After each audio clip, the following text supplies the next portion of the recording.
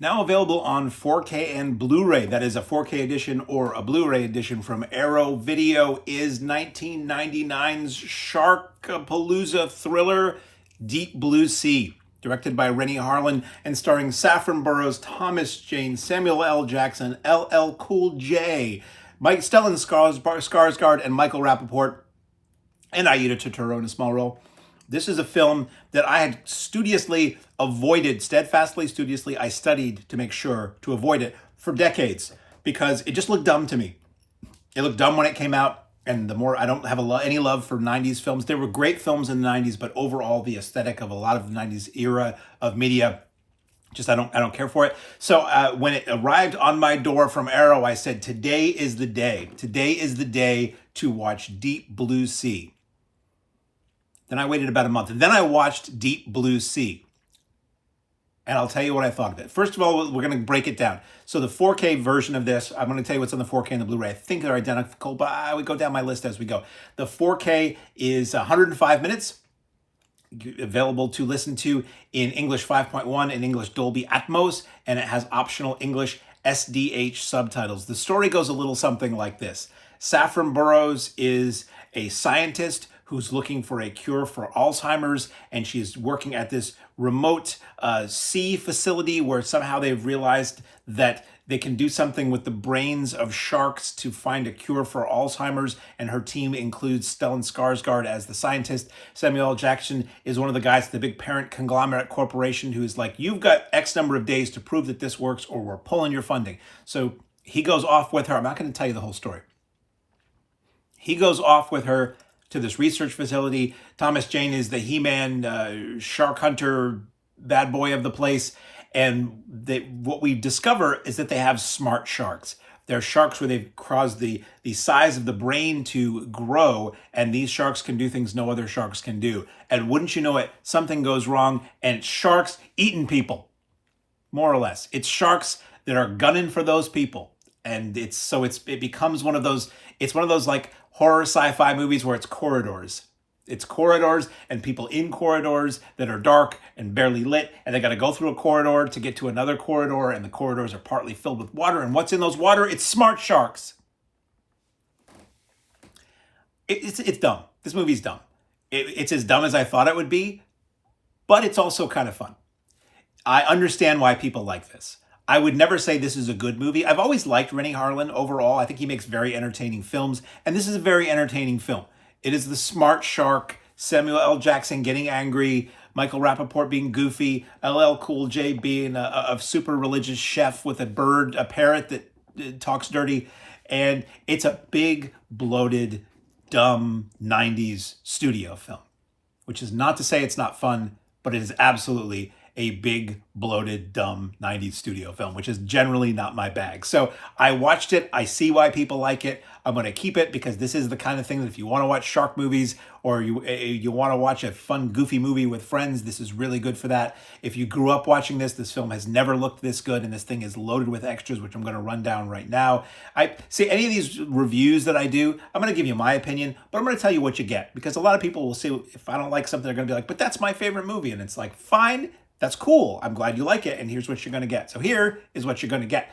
We have, there is a moment, I glance at my notes. There is a moment where a zip drive plays an important role. And I thought that was amusing, because then I start thinking, how much did a zip drive hold? However much a zip drive held, it was more than anything else in its day, but it's a fraction of what is held on a thing that fits in your pocket now, which is just fabulous as it goes. LL Cool J does perform the end theme under the credits, which removes all seriousness if the film ever had it.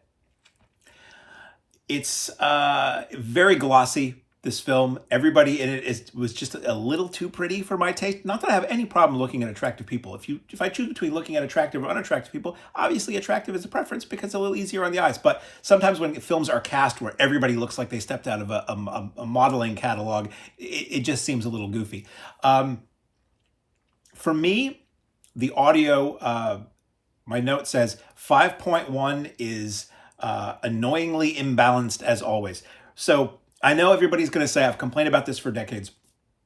The 5.1 mix is great if you're in a theater, and is great if you're at home with a 5.1 surround sound setup. But if you have one speaker, like I'm going to guess the majority of people do, maybe that mix should be balanced so that the dialogue is where it should be. Because 99% of the time, I'm listening to a 5.1 mix and the dialogue is really low and the music and effects are really loud. So you got to turn it way up to hear what somebody says. And when music and effects kick in, you blow out your speakers. And everybody says, oh no, you just turn up your center channel. Well, if you don't have a center channel, like a lot of people don't, or you just have a sound bar or something, maybe they could create a mix that's balanced. And if I want to turn up or down the dialogue beyond it being balanced, I could do that. And I realize not being a sound mixer and not having a 5.1 system, I'm probably just talking out of my head, but that's just how I feel about it. 4K image looks unbelievable, but at the same time, I don't know to me that it looks that much better than the Blu-ray does. That's just my eyes and my system. I've got a 4K TV and a 4K player.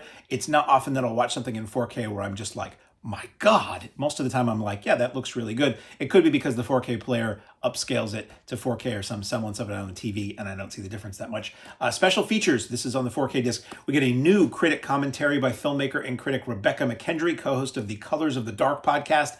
For me, it was a little too jokey and play-by-play, and clearly, excuse me, I hurt myself on that comment. Clearly, she is a huge fan of the movie, but it's one of those things where it's like certain 90s movies that 90s kids like, I find I'm like, do you really like it or are you laughing at it? I really can't tell, because some of these movies to me are just not good movies. And I get it if you're kind of mocking it and making fun of it, but half the time they're saying that they love something, they're also mocking it. Maybe it's the tough love. I don't know. I didn't really care for the commentary. I didn't wind up listening to the end because it always sounds weird. I didn't care for her tone. There's a new screenwriter commentary by Duncan Kennedy, which is fascinating because you hear how the genesis of this film came to be and what the original intention of the film was and how it turned into what it is. Archive 1999 commentary with Renny, Harlin, and Samuel L. Jackson, clearly recorded separately, and they cut between the two guys. They don't really interact with each other because they were recorded separately. From the frying pan into the studio tanks, a new interview with William Sandell, the award-winning production designer of Deep Blue Sea, RoboCop, Total Recall, Master and Commander, and many more. That's 25 minutes. Beneath the Surface, new visual essay by film critic Trace Thurman, 20 minutes, which for me, it was really hard to take because he takes this serious, like, Freudian analysis of what's going on in Deep Blue Sea. It's a little, not my bag.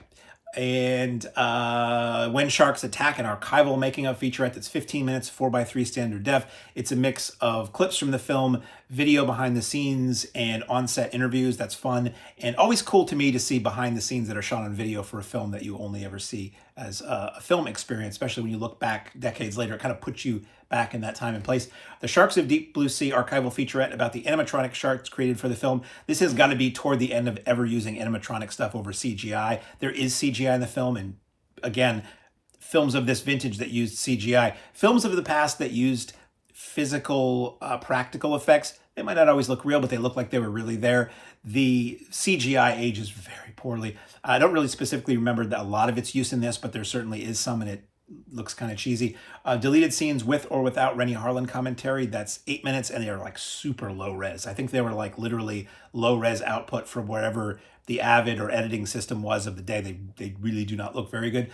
You get a trailer that's 2.5 minutes, image galleries for poster and stills, 28 images, and production art and design, 21 images. And the Blu-ray edition is exactly the same thing. So this was a film that was a lot better than I thought it would be, a lot more fun than I thought it would be. Let's say more fun and not better. Renny Harlin knows how to make an entertaining movie. This film has a giant following that it has had for decades, and I can now see why. If you're a fan of Deep Blue Sea, this version puts to shame any other version that has come out before. If you're not, I don't know what's going to change your opinion, but it looks really good. Available now on 4K UHD and Blu-ray separately from Arrow Video is Deep Blue Sea.